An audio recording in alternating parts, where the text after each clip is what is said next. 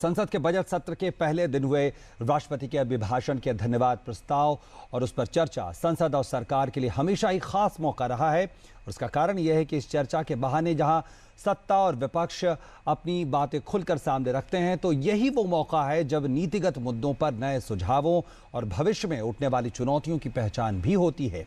आज दोनों सदनों में धन्यवाद प्रस्ताव पर चर्चा जब आगे बढ़ी तो नजारा कुछ ऐसा ही था। कई अलग अलग मुद्दों और कार्ति चिदंबरम के मसले पर हंगामे के बाद आखिरकार 2 बजे से राज्यसभा में 23 फरवरी को हुए राष्ट्रपति के अभिभाषण के धन्यवाद प्रस्ताव पर चर्चा की शुरुआत हुई। चर्चा की शुरुआत करते हुए केंद्रीय मंत्री जेपी नड्डा ने कहा कि पिछले कुछ समय में चाहे अर्थव्यवस्था हो या कृषि क्षेत्र, सरकार ने न सिर्फ नई शुरुआत की है बल्कि मौजूदा व्यवस्था को भी सशक्त किया है। जेपी नड्डा ने फसल बीमा का जिक्र करते हुए कहा कि इस योजना ने एक बड़े बदलाव की नींव रखी है। यह योजना किसानों की तकदीर को और तस्वीर को दोनों को बदलने वाला है। यह बहुत ही दूरगामी प्रभाव छोड़ने वाला है, बहुत दूरगामी इसका इफेक्ट पड़ने वाला है। किसान मुख्य धारा में आएगा, किसान आज इंश्योर्ड होगा, किसान आज सिक्योर्ड होगा, किसान आज सही तरीके से अपने जीवन यापन के लिए आगे बढ़ सकेगा। इस तरीके का एक वातावरण इससे बनेगा। धन्यवाद प्रस्ताव की चर्चा के दौरान ये बात मुख्य रूप से सामने आई कि चाहे जन धन योजना हो या मुद्रा, सरकार की कई योजनाओं ने मौजूदा वक्त में लोगों को अपने पैरों पर खड़ा होने और बढ़ती हुई अर्थव्यवस्था में अपनी एक अलग पहचान स्थापित करने का मौका दिया है। Today, for the first time, a government has come which believes in the poor and believes that the poor can also be a businessman. That only the rich industrialist is not a businessman.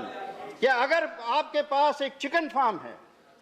हालांकि लोकसभा में राष्ट्रपति के अभिभाषण पर धन्यवाद प्रस्ताव की चर्चा पहले ही शुरू हो चुकी थी, लेकिन बुधवार दोपहर बाद ये चर्चा आगे बढ़ी। चर्चा में तमाम मसलों के अलावा पिछले दिनों आतंकी घटनाओं और उससे लड़ने की सरकार की कोशिशों का जिक्र भी आया।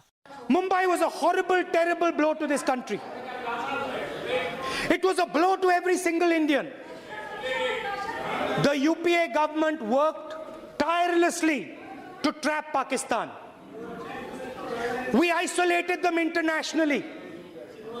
We spent thousands and thousands of hours of diplomacy to turn them into a pariah nation.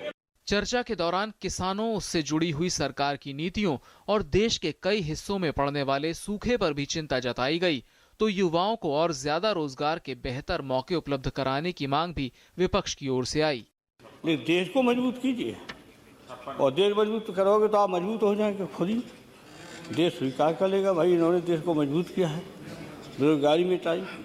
धन्यवाद प्रस्ताव पर चर्चा के दौरान दोनों सदनों में तमाम राजनीतिक दलों की तरफ से जहां देश के विकास को लेकर सुझावों का दौर भी देखने को मिला, तो वहीं अर्थव्यवस्था से मिल रहे सकारात्मक संकेतों और पिछले दिनों पेश हुए ऐतिहासिक बजट की भी बात चर्चा का हिस्सा बनती रही। ऐसे में अब इंतजार है जब खुद प्रधानमंत्री दोनों सदनों में इस चर्चा का जवाब देंगे। पार्लियामेंट टीम के साथ news night desk, TD news.